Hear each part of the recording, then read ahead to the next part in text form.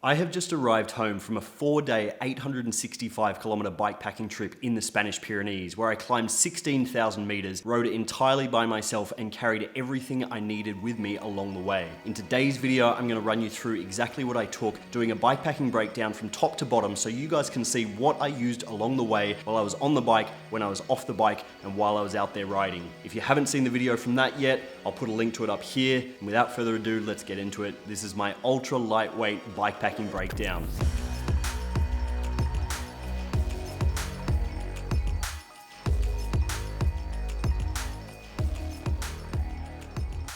Alrighty, so as you would have seen in that intro there, or if you have watched the video that I made from that trip, you will have seen that I did 4 days, 865 kilometers, 16,000 meters of climbing, and I used everything in my bags and I took nothing that I didn't need. Let's get straight into the bikepacking breakdown, starting off with the most obvious thing, and that is the bike. For this trip, I took my regular BMC Team Machine SLR01. This is my same road bike that I train and race on the road. I run a size 51, so quite a small frame. I didn't adjust the position at all. I've got a 120 millimeter stem on there with integrated handlebars, so a very neat, very aero front handlebar setup in the front there. There's nothing out of the ordinary on the bike other than the fact that I changed the saddle for a Physique Arione. It's quite a narrow saddle. It fits my narrow sit bones quite well, and I found for this trip it worked absolutely perfectly in the same way that it's worked for all the training and racing I've been doing this year. Along with this, I do run 165 millimeter cranks rather than the 170 millimeter cranks that come stock on this bike. That's because I have a very short saddle height of 685 millimeters,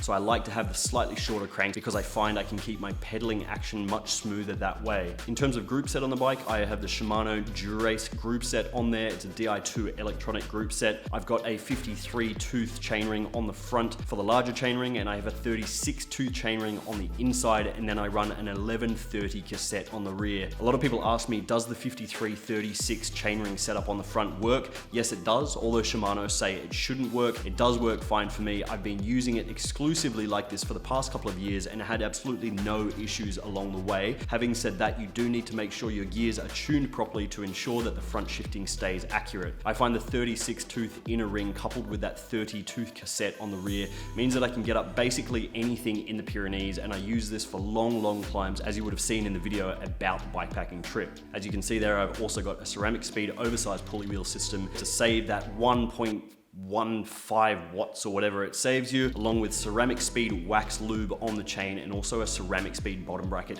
in the bottom bracket there. Now, one of the things with the ceramic speed lube that I found really good is that when you put a bunch on a very clean chain, it lasts a long time. I did this entire 865 kilometer trip without lubricating the chain. That's because I just put ceramic speed lube on the first day, and that was enough to last me the entire 4 days of riding. As you can see, I was running a 1 liter bottle on the rear, and because I have a small inline top tube bag sitting underneath the top tube there, I could only fit a 600 milliliter bottle, but that meant I had 1.6 liters of water carrying capacity with me at all times. So that's all about the bike, mainly the frame. Let's move on to the wheels. Now, these are not the stock wheels that come on this bike. The wheels that are on my bike are the Loon D45 wheels, the Hyper D45. They're a carbon wheel set. They've got a 55 millimeter deep rear wheel and a 45 millimeter deep front wheel. They've got a 21 millimeter internal rim width, so an upgrade from the old Loon Hypers that I did a review of that you can see up here. They had a 19 millimeter internal width, so the new ones have a 21 millimeter internal width, and this means that they can fit a 28C tire or even a 30C tire more comfortably, and you get a bit more bag to the tire. It offers a little bit more comfort, and theoretically that should also offer you more rolling speed as well. I actually only mounted these wheels on the bike a few days before leaving for this trip, and I did a few test rides on them and found them great. I was confident they were going to be excellent throughout the trip, and they really were. Now, for this trip, because it was a very lightweight bikepacking trip and I was going long distances,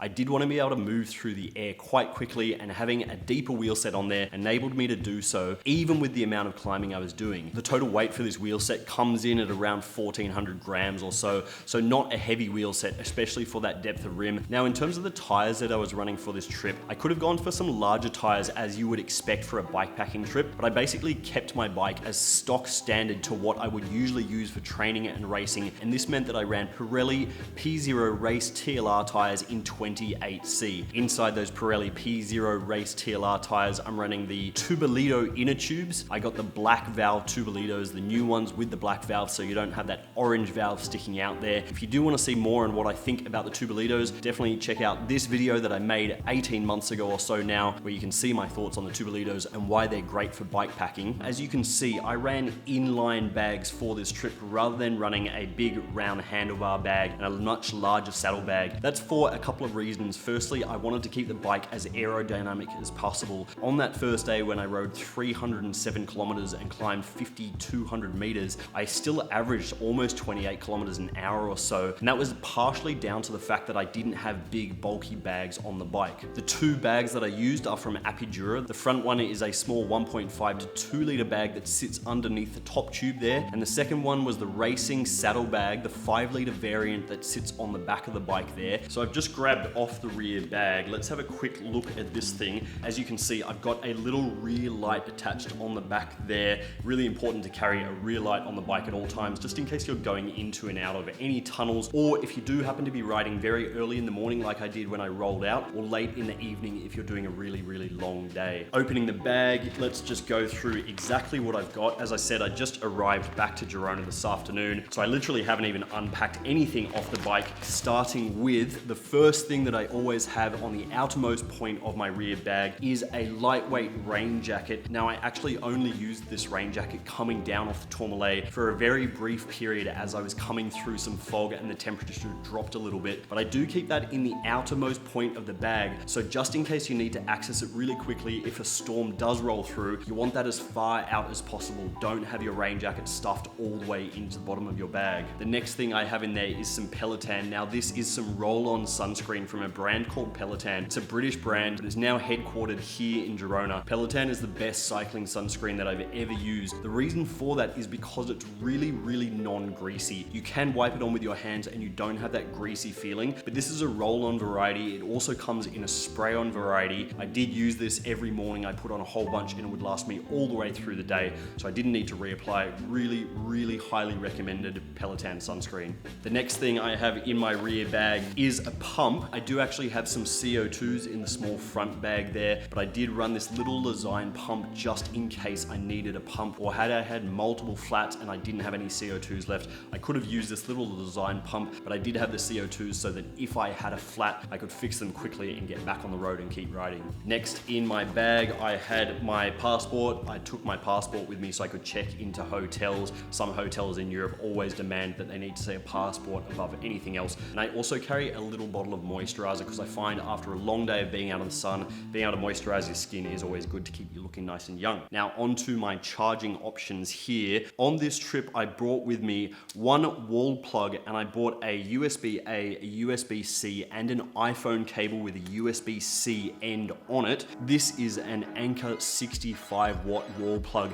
It's a really fast charging wall plug because it puts out a whole bunch of power in one go. Part of the reason I recommend this is because at night when you're juggling multiple things that you need to recharge, you want to be able to just charge them all nice and quickly, and by having a 65 watt wall charger rather than a regular wall charger, will find that you can charge your devices quickly, you can unplug them, you can have them all ready for when you get up in the morning and you want to go again. I brought with me 3 cables. I have a USB-C cable, a USB-A cable, and also an iPhone cable with a USB-C end. Now that's in the rear bag, but in the front bag, I also carry a spare USB-C cable to charge my Garmin, along with another iPhone cable with the opposite end to the one that I carry in the rear. The reason for that I will explain shortly, but with this little combination of charger and the 3 cables here all strapped up together, it means that when I arrive at a hotel in the evening, I can whip this charger out, I can get all my things on charge at the same time. By the time I came back from dinner each night, everything was charged. It meant that everything was fine and I could get up in the morning and just get riding.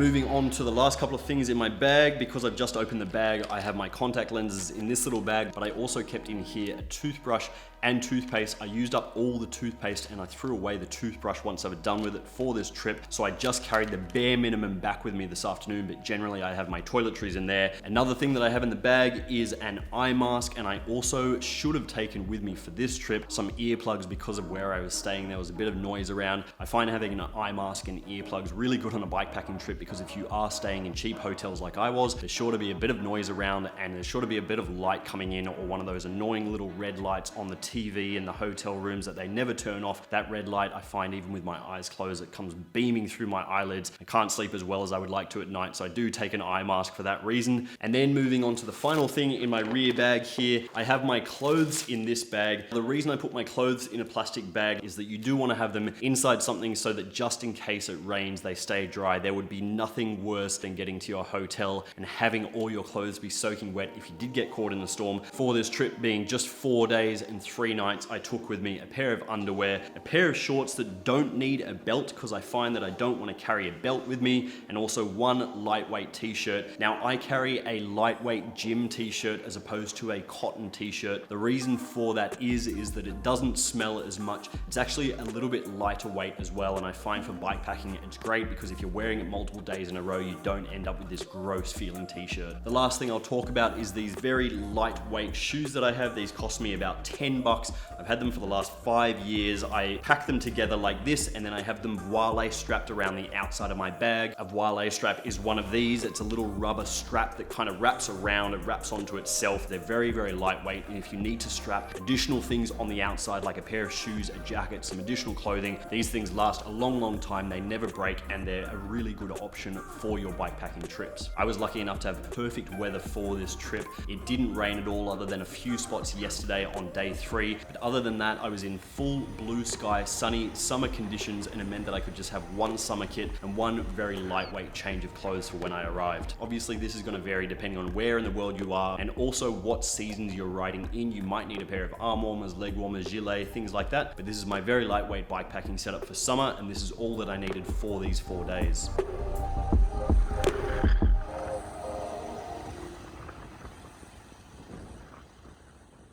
Okay, now moving on to the little Attaquer front bag that I had on the bike. This is an Attaquer racing top tube bag. I actually can't remember exactly how many liters of storage capacity it has, but I believe it's around 2 liters. This one has a zip on one side and a zip on the other side, so you can access it from both sides. This one has a little hole in the front here and a little hole in the rear here, so you can run electrical cables into it and out of it if you need to, if you've got a charger in there or something like that. I found this bag really good to carry my spares, a small charger, a bit of food, and also a couple of cables in it as well that I will go through in a moment. One thing I would say, if you're gonna run a top tube bag like this, whether you run it on the top of the bike or in the frame like I did, is that it's very important to put some kind of tape around your top tube to stop these straps from rubbing through the paint on your frame. You'd be amazed at how quickly a small bag hanging down like this and swinging back and forth just a few millimeters either way, how quickly that will rub through the paint on your frame. So make sure if you are going to run any kind of bags attached to your frame that you do run some kind of tape underneath there. So let's just go through what's in this bag now, because I did just arrive back. I haven't actually had a look. So I have my hydration tablets that I bought just yesterday in Bagnères de Luchon in there.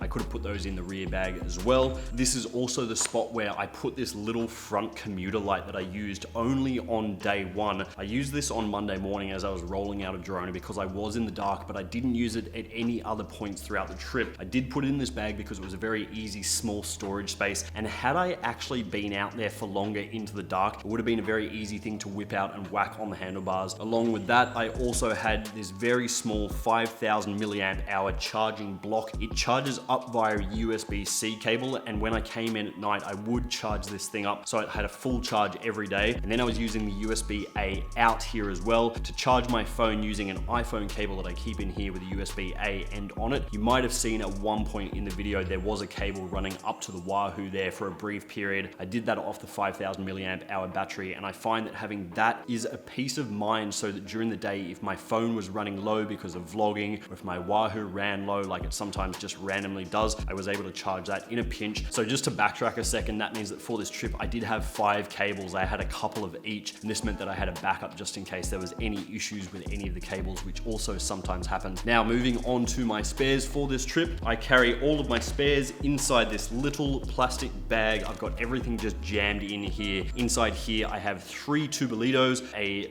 tire lever here, I have my tool here, and I have 2 CO2 canisters here as well. That's literally everything I need in terms of spares. I do actually have 1 spare tubolito in the bag as well, all bunched up there. So I've got a total of 4 tubolito tubes in here. Because they only weigh 24 grams each, you can carry 4 of them, and that's the equivalent of 1 regular tube. I did go through this in the video that I put up there before, but this is why I like tubolitos so much for bikepacking. They weigh absolutely nothing. You can carry heaps of them. It means that you have total peace of mind that if you get any punctures, that you'll definitely have enough spare tubes to last you. And that is everything in my little top tube bag there. So as I said, a couple of liters on there, about 5 liters on the rear, so about 7 liters of carrying capacity. I used it all, but I didn't need any more space, with the exception of one thing that I am going to speak about now.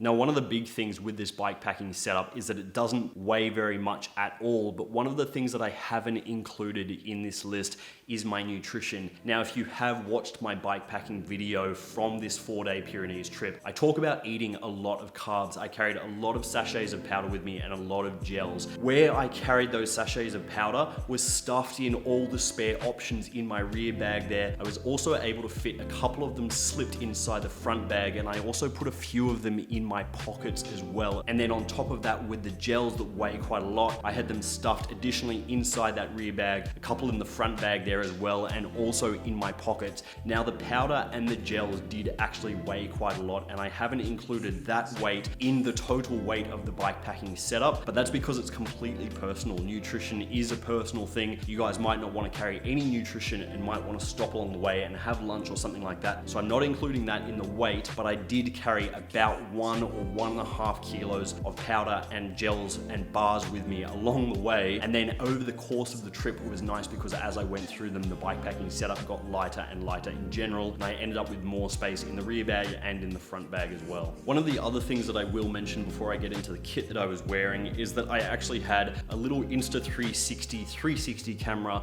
bolted on the front of the bike there underneath my Wahoo. With this 360 camera, it has a 1/4 inch slot in the bottom there to thread in something like this mount. This is a regular GoPro mount that I literally just bought off Amazon. I bolted it into the bottom of the 360 camera there, then I put that onto my GoPro mount, which hangs down underneath the Wahoo on the front of the bike. And then when I wanted to film with it, I could flip it out like this and have it pointed out the front of the bike there as well. And then I could tuck it back underneath so it kept nice and in line and very aerodynamic. I don't use the 360 camera too much, and I do find it a little bit too much. That visual effect of it is a little bit intense when you're watching it. But one of the reasons I do like having it strapped to the front of the bike is because if I am descending and I want to grab some footage, I can just whip it out and film. And then one of the other reasons is, although I film all of my vlogs using my phone, it is really nice to have a backup camera on board. Had my phone had any issues and I wanted to continue filming, say it ran out of battery or something like that, I can actually take this off. You can unthread it. I can hold the camera and use it like you would just use any kind of camera, but having it on the bike means that it always just sits there. It's always out of the way, and then I can access it whenever I need to.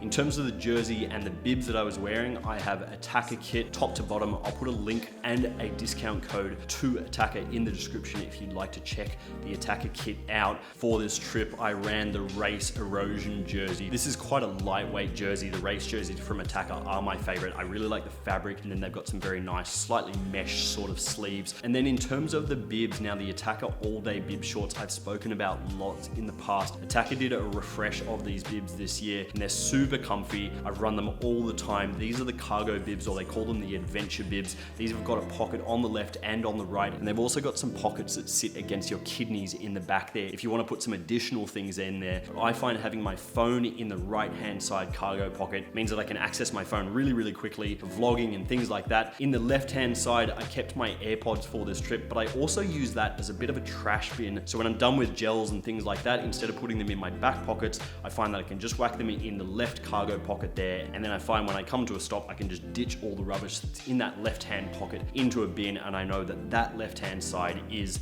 the pocket for all the trash. One of the things that I do need to mention about the cycling kit was that because I only carried one cycling kit with me, when I would arrive at each hotel every evening, the first thing I did when I had a shower was wash out my cycling kit very thoroughly with soap. I didn't carry any soap with me because I knew there would be some soap at the hotels, but it is a good idea to bring a tiny pot of soap with you just in case, so you can give your kit a really good wash and then hang it out to dry immediately. One of the great things about riding in summer is that it means that your kit will be dry basically by the time you get up in the morning, but it is important to give it a thorough wash so that it feels new the next day rather than putting on a gross old feeling sweaty kit from the previous day's riding. One last thing I do want to mention is that for this trip I was running a brand new pair of Bont Vapor shoes. These are a slightly lighter weight shoe than the previous Bonts, but they have the same level of sole stiffness in them. The reason I ran these shoes and not my Bont Vapor S's that I run always in the past is that because these shoes are slightly lighter weight in the upper and they're a little bit more breathable and a little bit more soft, it means that when you're doing really long days on the bike, the shoes stay very comfortable, and because the sole is still just as stiff as any of the previous Bont Vapor S's or any of the other Bont shoes, you've still got that pedaling efficiency within the sole, but then you've got a bit more comfort in the upper. For me personally, I will continue racing in the Bont Vapor S's because of how stiff they are, not only in the sole but also in the upper, so the power transfer is excellent. But for bikepacking trips like this, training and in hot weather, I will definitely run these new Bont Vapors. So that about wraps up this video. That was my ultra lightweight bikepacking setup for the last 4 days in the Spanish Pyrenees, riding by myself. As I said, I was staying in hotels along the way, so not a camping bikepacking setup, just a very lightweight road setup that I use for summer riding. I hope you guys have got something out of this video. If you have any questions, please let me know down in the comments and I'll try my best to get back to you. And if you want to see any of the products that I've used, there's links to all of them in the description, along with a couple of discount codes for some of the key products that I mentioned as well. If you like this video, please whack a like on it, and if you like the style of this video, please subscribe to the channel, and I will see you guys all in another episode of Tristan Take Video very soon. Alright guys, adeu.